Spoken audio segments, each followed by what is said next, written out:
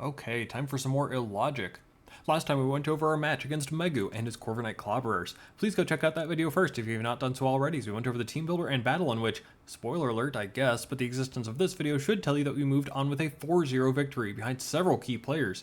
The cleanup from the Specs Rotom, the DBZ moment as Latios took out Ogerpon and went down itself too, and the talk of the match in Appleton, tanking forever, helped out by several smart switches through the match to make it all look clean. That moves us to the semifinals, where this time we're going to cover our match against the number 8 seeded. Oh, come on, seriously? The Waterdeep Wobbuffets again? Coached by Steve Chuck of the Waterdeep Wobbuffets. Timestamps are in the description. Steve, my co host on the main league channel, and I have already faced off 5 times in the last 3 seasons. Make that 6 now, as we've played each other each of the last 3 regular seasons. I'm 3-0 in those matchups, as well as the past 2 finals. It's a 1-1 record there, and now again in the semis this time. You could call it a scheduling quirk. Steve is the schedule maker, and he's not doing this on purpose, but the way he sets things up pits every coach against at least one opponent from each group of pre-ranked 3. That is, you'll face someone from the 1 to 3 seeds, 4 to 6 seeds, etc. Well, as Steve and I are the perpetual 3 and 1 seeds respectively, with Jimmy's Newport Noctels as the perpetual 2, there aren't too many options for us to play. For example, I did avoid the Noctels this season, but Steve had to play us both, and for that I had to play both, and yeah, not much room to balance schedules if we aren't playing each other frequently. But that's just the regular season. What about the postseason? I mean, that's just some bad luck that we run into each other. Or good luck, as the previous 2 seasons we met in the finals, you know? I finished as the 3, the 2, and the 6 seeds, and Steve as the 5, and the 8. We're consistently close-ish to each other, but not too close, and benefit from some crazy upsets along the way. That said, if we're both consistently winning playoff games, it's kind of inevitable, right? The biggest surprise is that the Noctowls haven't been crashing our party. Since going undefeated in Season 12, the Noctowls have been taken out by the Wobbuffets twice, then upset this season by the Close Combat Club. Kudos to Steve for overcoming the team that I had assumed would have passed me by now in those Noctowls. I believe if Steve wins here, the rankings have Steve closer to 2 than 2 is to 1. Boy, I'm trying my best to avoid talking about this matchup again, aren't I? Considering the hype behind the other matchup, I don't know if the back-to-back finalists playing in the semifinals have much attention behind it, certainly when there's a shot that one of us repeats again. Oh well, this is going to be a much quicker, shorter one. But to recap, Steve's Wobbuffets are led by Chien-Pao, followed by Ironmoth, Landorus, Eye Without, Sheer Force, Frogadier, Petrarch, Terra Captain, Necrozma, Blastoise, Hisuian, Zorua, Terra Captain, Hisuian, Decidueye, Electros, and Berserker. Last time, Steve brought Jolly Boots Chien-Pao with Icicle Crash, Sacred Sword, Crunch, and Sucker Punch. Timid Specs Iron Moth with U-Turn, Overheat, Sludge Wave, and Dazzling Gleam. Adamant Scarf Landorus with Earthquake, U-Turn, Stone Edge, and Stealth Rock. Modest Leftovers Necrozma with Earth Power, Terra Fairy, Terra Blast, Moonlight, and Gravity. Timid Helmet Petrarch with Nightshade, Parting Shot, Recover, and Malignant Chain. And Calm Assault Vest Blastoise with Rapid Spin, Flip Turn, Blizzard, and Focus Blast. In that match, Empoleon countering Petrarch and setting up rocks early was key, especially when backed by good player on keeping them up in the face of Blastoise, followed by that Scarf Rotom OHKOing Chien-Pao with Terra Blast Fairy, and then clicking Trick onto Necrozma to lock that into an unfavorable move multiple times. Add in Scarf, Typhlosion, and Cinderace, plus a Latios in the back and a sturdy AV hands, and we were able to overwhelm Steve early to take a dominant 3-0 win. But I've said it before, the toughest matchup is the rematch after you've already won, so let's take our second truncated look at this. I'm going to go ahead and discount his bottom mons. The Zorua Hisui, Frogadier, Berserker, and Decidueye Hisui aren't coming. Yes, Frogadier actually does not look that bad in the matchup, and yes, Berserker came to his quarterfinals match, and yes, Decidueye isn't that bad of a mon, but look at the matchups for these mons, and look at his top mons. I cannot imagine him dipping into those mons in a match against me. Maybe that's being reductive, but seriously, Steve's bringing 6 of those other 7 for sure. We just have to make a decision on which one will be missing, or cover all 7, which is much more reasonable than maybe missing out on something. We've already discussed a good bit about his mons previously. Let's just hop into our mons. The Komala is not coming again. Petrarch does not care about me, and I'm basically set up 8 for everything, which is not where I want to be. Appleton is interesting, having brought it quite a bit recently to great success, but against all but, say, Blastoise, it's actually real tough. The big weaknesses to Chien-Pao, Iron Moth, Petrarch, and U-Turn are very tough in the matchup, and there's not really a Terra type to help against all of those, plus the attributes that Appleton brings aren't actually all that great here. Bisharp is next. Man, it's so good into Petrarch, but if that's the one that doesn't come, which I'm kind of anticipating a little bit, Sacred Sword, Fiery Dance, Earthquake, Earth Power, Drain Punch, and outsped by so much too. That's a tough look for Bisharp. And as before, we've got 2 new looks this time, meaning we're benching a couple of our mons from the first time around. Rotom was an all-star in the first matchup, but the same trick will not work again, and without that particular set, I find its usefulness questionable. The Scarf let it outspeed so much, and triggering that Scarf was so big, and the Terra Fairy mainly worked by catching Steve off guard. I suppose I could have guessed that we'd play each other in the playoffs yet again and saved it, but I guess I didn't want to fall into a logical fallacy and just played it earlier. It got us that win and into the seat in the first place, so good stuff, but not here, not again. And the last cut was rough, but Typhlosion doesn't quite have the versatility I'm looking for, and a ground weakness to boot. Yeah, the ground immunities of my two new ads were the biggest factors here, honestly, as I started getting worried about either Blastoise or Landorus being the setup option for Steve this time. I love the damage Typhlosion brings in the matchup, and once again, it's tough to bring anything other than Scarf, and this isn't exactly the best option I can use should Steve start setting up, as has been his MO through these playoffs. Boy, if we didn't have time to prep last time against Steve, we purposely decided to just get this match over with and played it much earlier in the week than ordinarily, so I did not go through the same rigmarole I would ordinarily do in prep for a match, let alone one in the playoffs.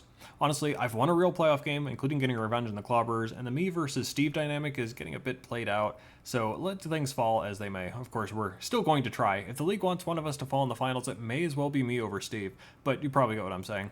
Anyways, all that to say, we're being a little less creative with some of our sets compared to otherwise, with probably one exception. But until then, we have a standard Cinderace set that you've been staring at for a bit, involving max speed for +1 Adamant Chien-Pao. Pyro Ball is so spammable, U-Turn is so spammable, aside from the helmet from last time that I don't anticipate seeing this time again on Petrarunt. Court Change is an important tool for possible hazards that I think we could potentially see this time, considering we didn't last time. That had a huge impact on Steve's side. And then Gunk Shot as the final move, considering we saw the Terra Fairy Necrozma in our previous matchup. It's also a pretty strong move for something like Blastoise switching in 2, if we think that's going to be a physical answer. Getting the powerful poison move seems nice.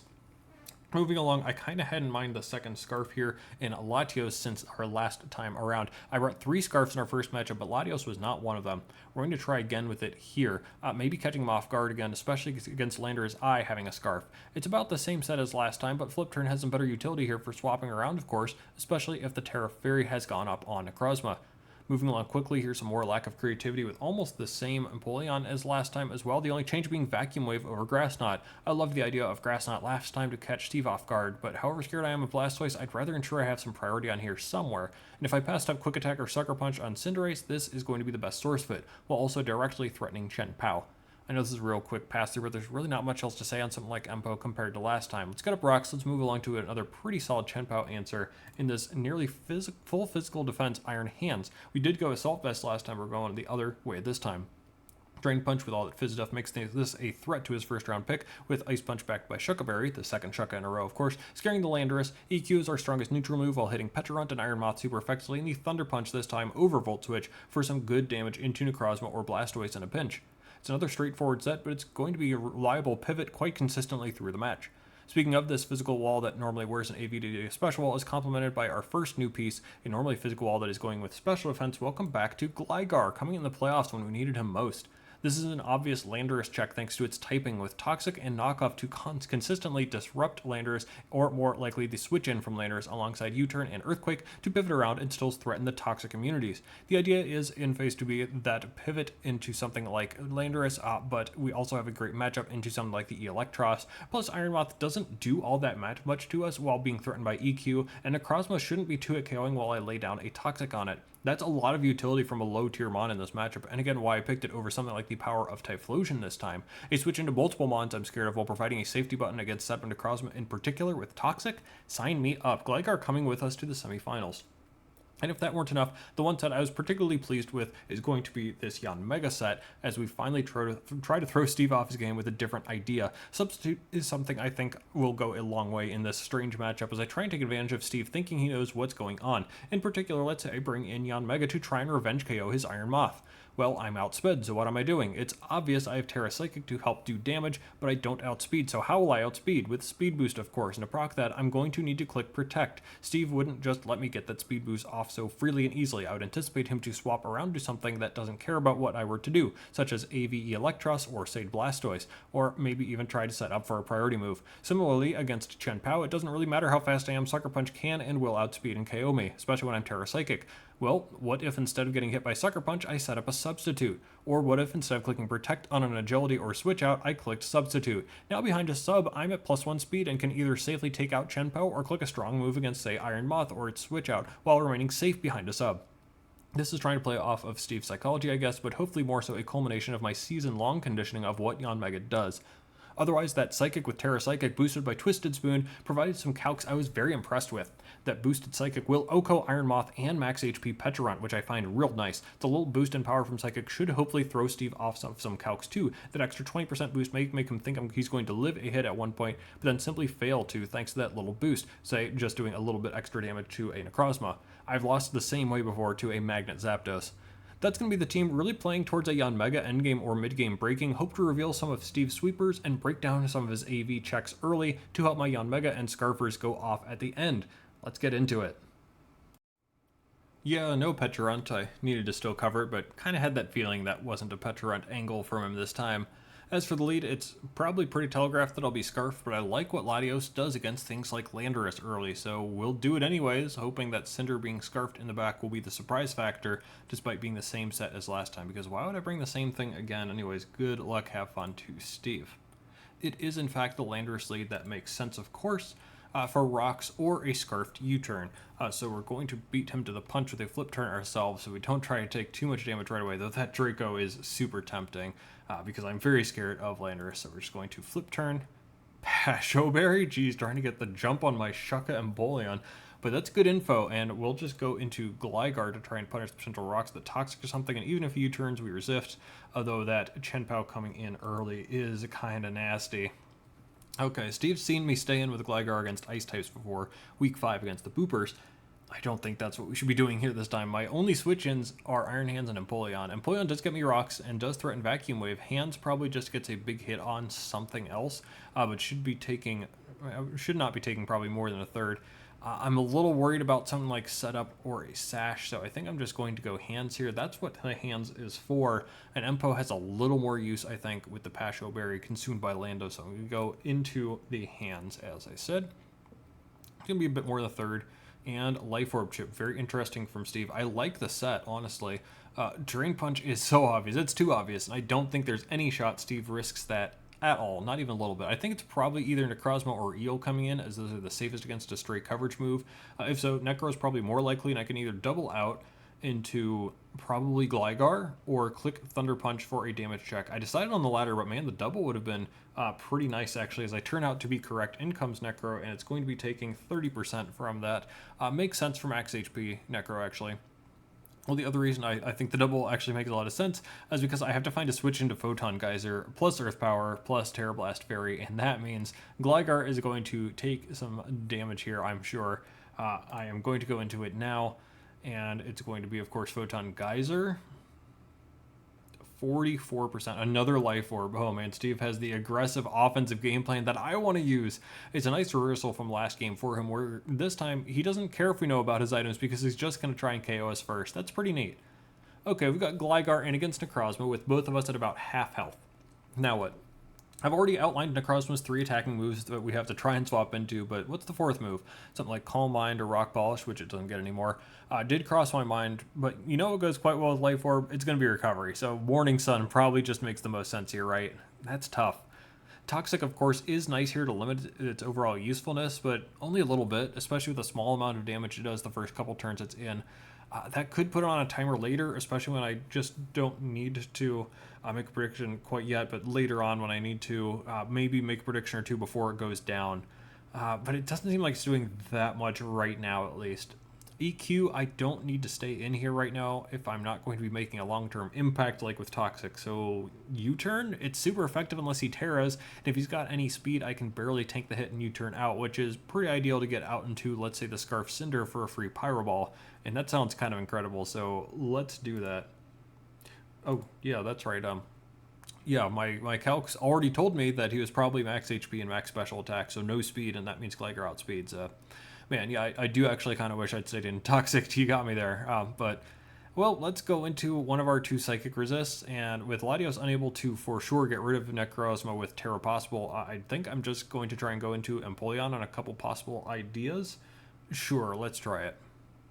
It's Photon Geyser, yeah, and with it below 50%, I assume rather than Earth Power, he's going to Morning Sun up. And if that's the case, we can either surf to keep up the pressure or set up rocks for the future, noting that Blastoise is still out there to spin. Still, I think getting pressure onto Blastoise is very important, and if that's an AVE Electros, we're actually starting to get close to Yanmega's win con, which involves Blastoise being chipped, Eel being chipped, and probably getting Necrozma's Terra out of the way.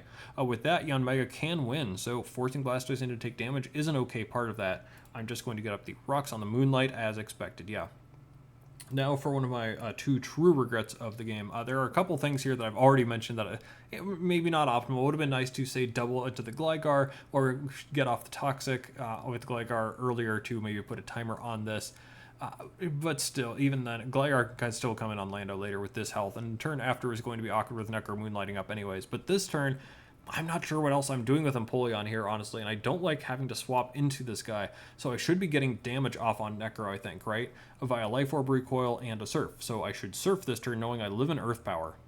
Instead, I decided to Roost here, which means after the Shuckleberry, I heal up from the Earth Power, but the second Earth Power, spoiler, I'm not loving it. Empoleon's just going to go down 5 to 6. Why didn't I just Surf for damage? Toxic looking more and more like the right play too, so that's real tough, especially as Necrozma is still healthy and still strong. That extra Surf damage would have been real nice right about now. Instead, we're in a little bit of a pickle. Cinder just kind of has to be the play, and it doesn't look like Pyro Ball KOs actually. Steve knows U-turn is a possibility, and oh boy, if he just Terras, I don't know if he's Moonlighting back up to full, or firing off a Photon Geyser, or firing off an Earth Power, or maybe even a Terra Blast if he's really feeling cheeky. That could be very dangerous. Luckily, we do not go down that route. Plenty to chat about there, I think, but what Steve does do is swap out into Landorus. Man, if I had Pyro Ball, we'd be in a great spot, but U-turn is what I went with for safety, which was probably easily seen by Steve, which isn't great, but we need to get something going here now. In that case, it's time to get a KO, as we're just going to drop in the Latios. The Psychic moves make sense, knowing that Chien-Pao is in the back makes that tough, but if I want to KO while avoiding the Draco drop, that's the play, but once again, for safety, I've decided to drop the Draco, which in hindsight tells me maybe I didn't need to do that while I have something like Gligar in the back. I mean, it's less likely Steve would want to save the Lando, but all that to say, here we are. I wanted to make sure I got a KO there, as the game is now evened up at 5. But I think with looking at the state of things right now, you already know who's coming in. It's not Chien-Pao, actually. It's Blastoise. And that means that Rapid Spin is incoming. We've got two options now. One of those is to stay in and click Draco Meteor. The other is to swap out into something, anything, that can get off a big hit for free. I think that's probably Iron Hands. I ended up clicking Draco here. There's something to be said for the Hands option. It should still be able to come out on Eel, even if it's damaged, so then Necrozma is looking like a little bit of a problem. Still, we Draco to bring Blastoise down to almost half, and the Rapid Spin comes out. These somewhat innocent-looking rolls are actually quite interesting, though. The -2 Draco implies that he's got a lot of HP investment, but not necessarily max. And the Rapid Spin roll actually implies an adamant nature with lots of attack investment. That is a physical Blastoise rather than special, prompting a look at its move pool to see those two dreaded typings that my whole team is weak to in its possible selection: Ice Spinner and Earthquake. I think it's got to be Shell Smash with those two moves as well, and that's kind of horrifying. I cannot tank Ice Spinner at +2. Everything's going to be outsped at +3 speed. Oh, that's not good. Here's the setup threat I'd been worried about all along. Man, if that Iron Moth has booster speed too. Okay, we've got to get off that damage off on this guy to try and chip it down, I think, but to what end? My priority is Vacuum Wave. That's gone. I guess we've just got to get damage off. Even at -4, we're going to be chunking a little bit, so we're going to try it, I think. Yeah, down to about 1/3, and yeah, the Shell Smash, that checks out. Now we've got to evaluate a little bit here. I'll let the stats boost up a little bit there. Latios is going to be critical for the end game. Even with Chien-Pao out there, this is something that can easily tank something like Iron Moth and be able to beat that. It can chunk the Electros. It can force the Terra out on Necrozma, or if that's forced out, then we can guarantee a KO potentially. I don't want to sack Latios here right now on the off chance that he Shell Smashes up again. That is possible, but instead I think I've got to go and sack something else. It seems like Gligar is probably the pick right now. Its usefulness is highly questionable, even if it can live another Necrozma hit and outspeed. But compared to the others, I think I'm a little bit out on Gligar, and I might be able to live a hit with Iron Hands afterward and KO. So we're just going to go out to Gligar. It is sacked to Ice Spinner as expected, and now Well, somewhere in this process, my brain got a little scrambled. I started looking at the calcs again, and this is kind of where I figured out, yeah, this is max attack Adamant Blastoise, and checking the amount of HP investment he has to have, he's got to have a healthy amount. And that led me to see that the Blastoise should not have speed investment, or at least not that much. In that case, with that investment necessarily in HP and attack, +2 Blastoise should not be outspeeding Scarf Cinderace, and at -1 defense, U-turn will KO. And that, my dear viewers, is the second big regret. Even the Empoleon play, roosting instead of surfing, didn't end up making a huge impact in this match. This, however, totally forgetting for some reason, even though I had remembered it earlier, just a turn before, that Rapid Spin earlier meant the Blastoise went to +3, not +2. And that is a huge mistake. That means that I brought in Cinderace, didn't have Sucker Punch to KO. Man, imagine if I had at least been able to bait that or something. And instead, I just kind of go down for nothing at all. That was stupid. That's just my own fault for throwing away an incredibly key piece. Obviously, we'll talk about that in a bit, but for now, all I can do is throw in the Iron Hands to KO. We're going to tank a critical hit Earthquake in the process, thanks to the Chuckleberry. Thank goodness for the berry. Lest that just have been game right there, and at least I can get the KO back with Drain Punch. But you already know that Necrozma can come right in, and he's just going to claim a KO in some way, shape, or form right back. At least he Terras. And suddenly we're down in the dirt 2-4. This has not been a good sequence at all. But man, having that Cinderace and only being down 1 would have been huge for the possible turnaround. It looks inevitable, but you know we're going to fight, and that starts with going into Yanmega here. It's not Latios, but I don't like any of the rolls we have in the Necrozma, so we have another way out. This looks a little weird here going through this turn, right, with Substitute and all that. We don't exactly need the speed either. However, we need to get a little bit more damage to get in range of the Psychic. Substitute is unfortunately revealed early. Don't really have a choice, but that means we tank a hit, and that means he's got to take the Life Orb Recoil, and that puts it in range of the Terra Psychic boosted Psychic. And that is how we finally get back on the board here as we're down 2-3. That does mean that Electrosk is going to be the switch in. While we could potentially put a big dent in this thing, we cannot KO it with Yanmega without some chip. We also cannot take on Chien-Pao without Latios necessarily. Oh, so it's tough, but we've got to swap in the Latios here into the knockoff, doing a huge amount of our HP, but we do live. If we get enough chip off on the Electros here, we actually do stand a chance of winning. So Draco away. But Steve knows what he's doing, keeping the EL out of Yanmega range, and he's just going to sack off the Iron Moth. Very smart with my Terra Psychic there, and we outspeed the turn after, as this was not Scarf or Booster Speed, such that we can KO with the -2 Psychic move. Chien-Pao is the revenge answer. Obviously, Latios goes down, and even though we save a bit of health by outpredicting the possible priority move here this next turn after a Protect, yes, we do get to predict that, and I mean, we don't have to take more damage from Substitute necessarily, as we just get to Bug Buzz. He did have Sucker Punch, so that while this does go down, we do not have enough firepower left for in the 1v1 against a full health Assault Vest Electros. Spadef Drop means one more turn we had a great chance, but we ultimately fall 1-0 to Steve in the semifinals. GG to Steve. Well played. Great sets from him, too. I think I highlighted those Life Orb sets as being excellent calls for him, plus the max attack Adamant Blastoise with Shell Smash. Ooh. But it sure feels like my play was incredibly shaky, and the match, in my mind, is scarred by my dumb play with Cinderace. Straight up, if Cinder was still around at the end, I think we win that relatively simply there. Eel does not OHKO Cinder with anything, and we get the easy 2-hit KO after that last hit.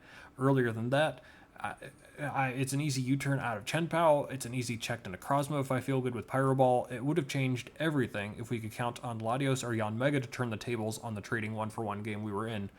Instead, we sacked it for nothing, and that's kind of unacceptable. And I also missed out on some other optimal plays. The Empo roosting, of course, but some plays that more so were seen in hindsight with Gligar's double switching or clicking the Toxic would have been ideal. Plus clicking out the Pyro Ball with Cinderace, or maybe just the Psychic move of the Latios earlier. Those also definitely hurt the overall tempo of the game. But would those have really mattered if I hadn't thrown away the Cinderace? The irony of the curse wheel doubling up on me the last 2 weeks, only for me to lose as a result of my own stupidity. I cannot believe I identified the +3 speed, and then when the time to click the button came, I just ignored that extra boost. That'll do it for the season. For reference, on the other side of the bracket, the Close Combat Club had another incredible win, defeating the 1-seeded Wooper Boopers to face off with Steve. In that finals match, John missed out on an easy KO of Iron Moth, meaning he couldn't take advantage quite enough of a crucial crit onto Necrozma, and the Sandstorm Landorus helped Steve take home his third title, his second in 3 seasons, including him defeating us 2 seasons ago and then us defeating him last season. So, geez, Steve continuing his success basically right alongside me, as we are 4-2 against him in the last 3 seasons, but that's a 3-0 in the regular season and 1-2 in the playoffs. And although we were definitely rooting for a new champion, we love to see that we only lost in the playoffs to the eventual champion. Big congratulations to Steve as usual. We're going to wrap up our season here first. As usual, we're going to be going over some of our team members from this season a little bit and talk about them, how I used them and how I misused them, and a little bit about their overall performance, though we will skip our former team members, Rip to Wheezing Galar, Mismagius, and Cloth. First up, Visharp was actually quite disappointing to me overall. I think I underestimated a lot of its bulk as I put sets together, but the damage was just never quite there. The Dark type didn't help all that much for what I wanted it to do, and the Sucker Punch mind games were so difficult to play around. So maybe that's all just on me. Maybe I was too stuck on Eviolite too, though I thought about Scarf often. A banded set would have been sick to run at some point, but also it felt like the speed was just so low compared to the teams we squared up against. That Cussed Up Berry trick was so neat in week 8. I loved the substitute play in the play-in round, but boy did it feel tough to bring on a consistent basis. It couldn't even take advantage of Terra early, and this feels like a very difficult mon to maneuver. Kumala only came once and did an outstanding job, but otherwise hazards were rarely brought against me thanks already to having Cinderace, and the team wasn't particularly susceptible to toxic spikes as much as I thought, like Iron Hands, so Kumala's usefulness ended up being more limited than I thought. Not enough bulk, not enough power, not enough really anything, and although it's fine to just bring a 1-pointer once, it would have been much nicer to threaten it against good teams. And finally in this tier, we've got Gligar. Yeah, only 3 appearances. 2 of those were losses, but there were a few other times I think Gligar could have come, and it ended up being a pretty great bring into that Sneasler in particular. That was fun. Great piece there with the helmet. I was impressed with the bulk, both physical and special, but like Bisharp, it was tough to use and find time for. It's got all these hazards, but when would I feel comfortable staying in to do that compared to you turning out, or my only stab ground move, or the timer from Toxic? That was difficult to reconcile, but Gligar is really neat for a low tier ground type. Next tier, I was definitely satisfied with using these mons for the tiers they were in. That's going to start off with the Onmega. What an interesting mon. What an interesting win con or insurance button at the end of a game. This was key in the Boopers matchup, getting the last KO. Excellent in the Boldores matchup. Got a key crit in the quarters. Had a real nice matchup in the semis match. But the times I couldn't find that correct Terra type, tough to say, but it sure seems like that. Like without Terra, the Onmega just could not thrive without a very specific lineup of teammates. I tried to use our Terra rules to take advantage of the ability to get that extra source of coverage for Yanmega, and I think I did a pretty good job of that in part at least, but it wasn't helpful defensively. Look at the typing against Zapdos in the quarters, but that's fine. I think it did what I envisioned Terra should be used for in a draft, which is elevating a mid-mon like Yanmega to be a real threat on par with those top tiers, and does it without boosting anything but speed. Would have loved to find time or room for a Specs Tinted Lens set, but not quite in the cards, I suppose. Next up, how about those mid-season pickups? Man, did those work well, and I was quite impressed actually by Hisui and Typhlosion. The raw power and good speed were excellent, and I didn't feel pigeonholed into Scarf nearly as often as I thought I would, though that did of course come up. On a team where AVs aren't immediately obvious, this was great as a lower tier threat that provided great firepower alongside the physical Cinderace. That was kind of a neat little thing I've never really done before, getting a little more bit of redundancy almost in having strong fire attacks, but coming from both physical and special side was a nice little twist on that. Eruption isn't its only tool, but I loved clicking Specs Eruption at least once this season, and the power is usually enough, though it would have been nice to find time for an Infernal Parade set. I enjoyed this more than I thought I would have as a 6-pointer. But man, talking about satisfying, straightforward trade acquisitions, how about that Appleton? A 3-pointer that I brought 3 of 4 weeks near the end of the season. Appleton was a wall that leech-seeded and recovered and dragon-tailed, and I mean, do you really need anything else? The typing was excellent alongside the ability, and although there was a little room for creativity against some teams I may have needed it for, I didn't need to the times I did bring it, nor did I Terra any of the times it came either, so we got some real nice use out of it, basically in the way it came. It's basically the same way as well, several times. If the straightforward nature is a turnoff, that's fine, but it's tough to find better actual real value from a 3-pointer. Quite pleased with it. And in a similar but also very different sense, Iron Hands was very fun to use, but I don't know, it didn't quite feel right. There were some very satisfying times where Iron Hands could just fire off attacks and have it work. The Boopers match stands out there, plus against the Heat Wave. But there were more times where it was better served stopping a single point and forcing that thing out, such as against Quaquaval, Goldengo, or Shell Smash Blastoise. Michael the Route One Burps describes this as Freeze Dry the Mon. What does that mean? Freeze Dry alongside water coverage hits basically everything neutrally, turns some matchups on their heads, and always does something. And that's Iron Hands. It's never ever useless. It's going to put in the work somewhere, often tailored as a counter to one particular item. Not overwhelming ever, but reasonable and fun to have and use. And finally, in this upper middle tier is going to be Latios, my 15-point first round pick right before Iron Hands. And it was good. Not overwhelming, also never really took over a game, but it was good. Lots of interesting sets and ideas, none maybe better than the Scarf set earlier in the season, but there is definitely the chance for something better throughout the season. No Sucker Punch Dragapult, and Latios was getting multiple KOs week 8, no Heat Wave Burn, and Latios had the potential to just sweep in the quarters actually, as a couple of examples. It got overwhelmed a couple times, O-Code by the Iron Valiant, and the +2 Ogerpon Wellspring are nothing to be upset about, and in the other matchups it looked solid. Well, there were a couple more times where it kind of looked terrible in those matchups, but I was always satisfied with Latios. Could move down to 14 points and would be maybe the best Mon there, but I would understand and be happy with it there too. And finally, my favorite Mons from the season is the one that made me look at them in a new, positive light. Empoleon was so solid, especially in the middle portion of the season, where it was quite similar to Iron Hands actually. It took on Thunderous Therian to pivot out one week, a key role, but nothing flashy, only to take over the late game against the undefeated Boopers the next week, followed by taking advantage of Petrant to get up rocks and force a stupid amount of chip against Steve the next week. A super dominant stretch that showed off all of Empoleon's strengths in different ways. Wish I could have continued bringing it later in the season, and that I'd taken better advantage of its strength in the final game here, but I'm quite happy with the Penguin.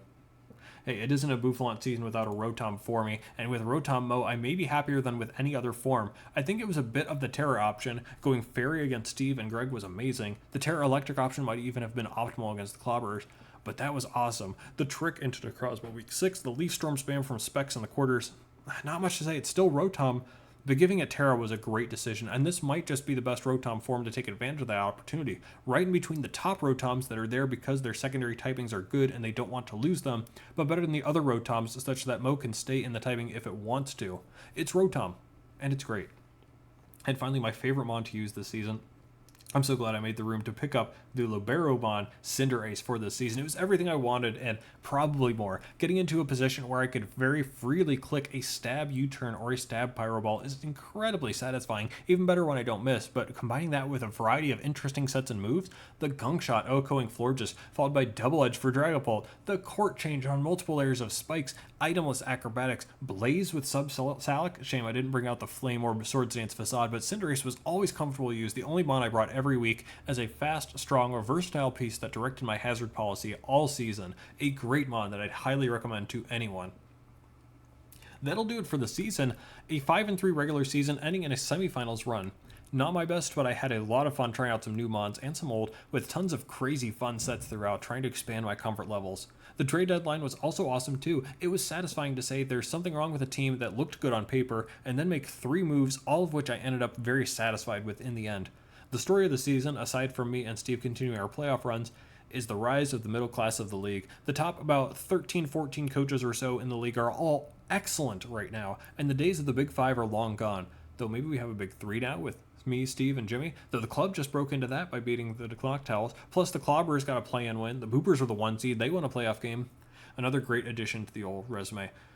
That's it for me. I don't know about season 16 content, considering we've got a strange gym leader season coming up, but be sure you check back here for more news on upcoming seasons, and check out the main league channel down below, where I've been doing power rankings all season with Steve. Again, congrats to Steve for the season 15 crown, and we'll get you even more information over there.